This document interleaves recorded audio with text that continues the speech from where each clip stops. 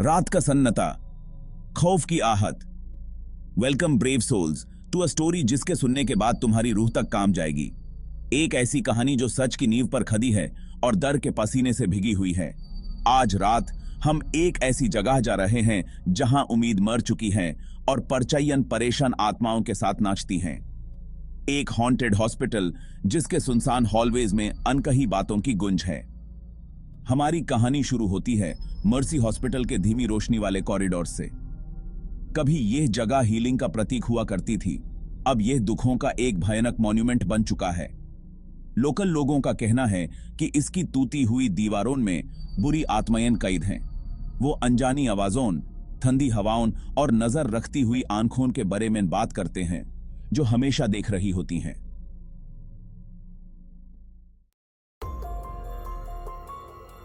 साल था 1997। एक पुराना हॉस्पिटल जहां हर कोने में एक कहानी छुपी थी।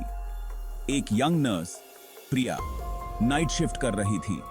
उसका दिल लगभग खाली हॉस्पिटल की खामोशी से भारी था। उस रात कुछ अलग सा था, जैसे हवा में कुछ अजीब सी बात थी। सिर्फ मशीन्स की बीप बीप की आवाज और जनरेटर की दूर से आती हुई घुम की आवाज आ रही थी। हर बीप के साथ प्रिया को लगता जैसे कोई उससे देख रहा हो। जैसे ही घड़ी में रात के 12 बजे प्रिया की रीढ़ की हड्डी में एक ठंडा सा आहलना हुआ। उसने अपने आप को संभाला, लेकिन उस ठंडे एहसास ने उसे छोड़ने से इनकार कर दिया। एक धीमी सी फुसलफुसाहट जो मुश्किल से ही सुनाई दे रही थी, पर्चियों से निकलती हुई प्रतीत हो रही थी। वो आवाज जैसे उसके कान में कुछ कह रही थी, लेकिन शब्दों को समझना मुश्किल था। प्रिया रुकी और गौर से सुनने लगी। उसने अपने आसपास देखा, लेकिन कुछ भी नजर नहीं आया। सिर्फ वो फुसलफुसाहट थी जो अब और भी ज्यादा साफ सुनाई दे रही थी। वो फुसलफुसाहट फिर से आई। एक नाम जो मुश्किल से ही सुनाई दे रहा था, खाली कॉरिडोर में गूंज रहा था। प्रिया, प्रिया, जैसे कोई उसे बुला रहा हो। दिल जोर से धड़क रहा था। वो आवाज की तरफ बढ़ी। हर कदम के साथ उसका दिल और तेज धड़कने लगा, जैसे कोई अनजानी चीज उसके करीब आ रही हो। हर कदम पहले से ज्यादा भारी महसूस हो रहा था, जैसे कोई अनसीन फोर्स यूज आगे बढ़ने के लिए मजबूर कर रही थी। उसने अपने आप को रोकने की कोशिश की, लेकिन उसके पैर अपने आप ही चल रहे थे। फुसलफुसाहट यूज वार्ड 3B तक ले गए, एक वार्ड जिसे कुछ साल पहले पेशेंट्स की समझा न जा सके मौत के बाद सील कर दिया गया था। उस वार्ड के बारे में बहुत सी कहानियां थी, लेकिन सच्चाई किसी को नहीं पता थी। भारी लोहे का दरवाजा थोड़ा सा खुला हुआ था। अंधेरा यूजे अपनी तरफ बुला रहा था। प्रिया ने दरवाजे के पास जाने का फैसला किया। उसके दिल में डर और उत्सुकता का मिलन हो रहा था। जैसे ही उसने हैंडल को पकड़ा, ठंडा गस्ट ऑफ विंड ने दरवाजे को बांध कर दिया और सन्नाटे में चीख की तरह गूंज उठा। प्रिया ने अपने आप को संभलने की कोशिश की, लेकिन उस चीख ने उसके होश उड़ा दिए थे। उस रात प्रिया ने कुछ ऐसा देखा जो उसके जीवन को हमेशा के लिए बदल देगा।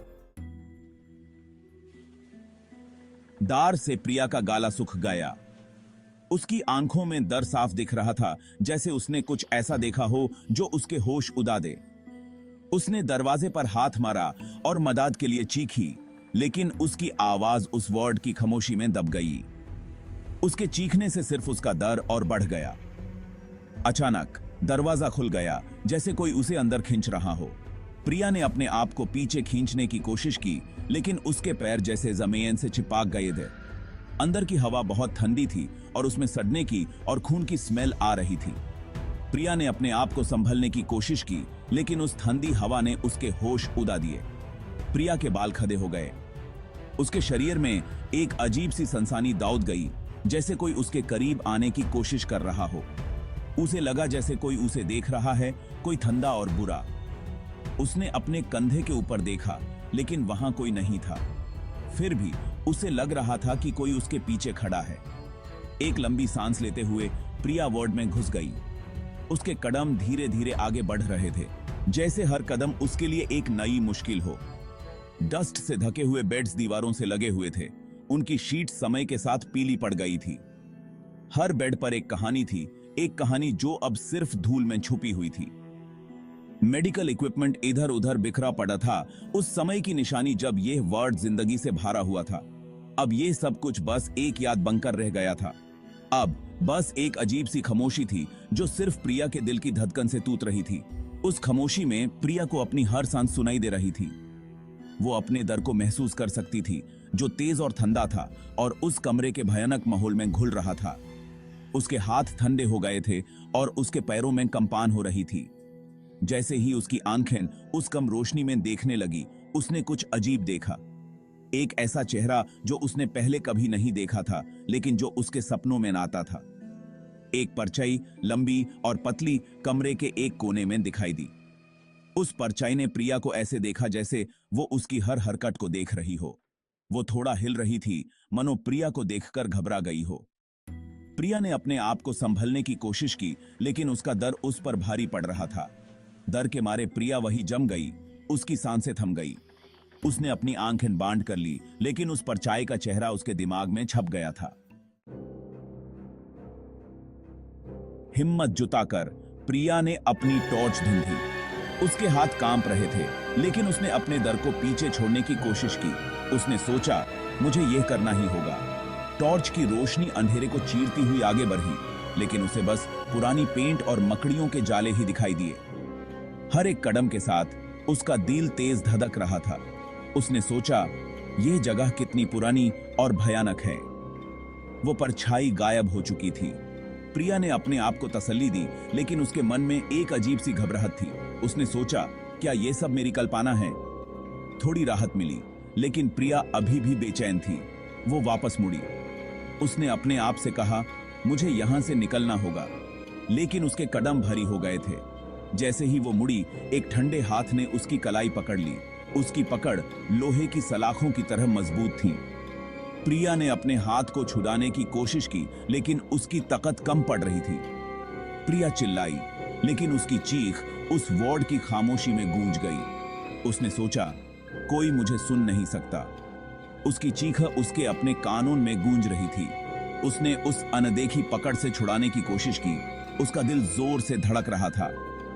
उसने अपने आप को संभलने की कोशिश की, लेकिन डर उसके ऊपर हावी हो रहा था। वो स्पर्श बर्फीला था, जिसमें कोई गर्मी या जिंदगी नहीं थी। उसने सोचा, यह क्या है? यह हाथ इतना ठंडा क्यों है? उसके रेगुन में खून जमने लगा। ये उसे परछाइयों की तरफ खींच रहा था और सड़न की बदबू तेज होती जा रही थी। प्रिया ने अपने आप को उस बदबू से दूर करने की कोशिश की, लेकिन उसकी ताकत कमजोर पड़ रही थी। जब उसे लगा कि वो डर से बेहोश हो जाएगी, तो वो पकड़ गायब हो गई। उसने सोचा, क्या ये सब सच था या सिर्फ एक सपना? उसकी सांसें तेज हो गई थी। वो पीछे हटी और ठंडे कंक्रीट के फर्श पर गिर गई। उसने अपने हाथ से जमीन को महसूस किया, जो इतनी ठंडी थी कि उसके हाथ सुन्न हो गए। उसके चेहरे से आंसू बहने लगे और वो उठकर भागने लगी, वार्ड 3B के घुटन भरे अंधेरे से बाहर निकलने के लिए बेताब। उसने सोचा, मुझे यहां से निकलना होगा, वरना ये जगह मुझे मार डालेगी। उसके कदम तेज हो गए और उसने अपने आप को बचाने की कोशिश की,